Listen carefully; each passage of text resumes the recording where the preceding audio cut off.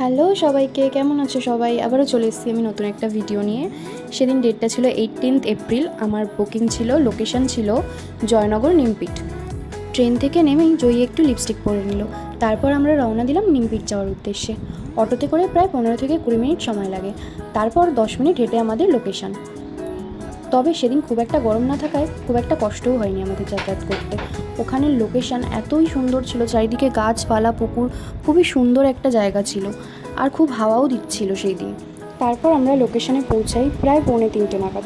তখনও আমার ব্রাইড বা ব্রাইডের বাড়ির লোক কেউই এসে পৌঁছায়নি। আর তাই এখানে আমরা কয়েকটা ভিডিওস আর ফটোস ক্লিক করে নিয়ে আশেপাশে ঘুরতে গেছিলাম।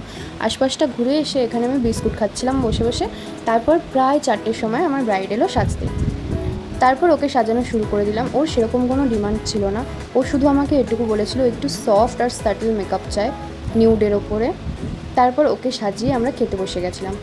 তবে একটা জিনিস না বললেই নয়, আমার ব্রাইড যেমন মিষ্টি দেখতে তেমনই খুবই ভালো ব্যবহার ছিল। ইভেন তার ফ্যামিলির প্রত্যেকটা মানুষের ব্যবহারই খুবই ভালো ছিল।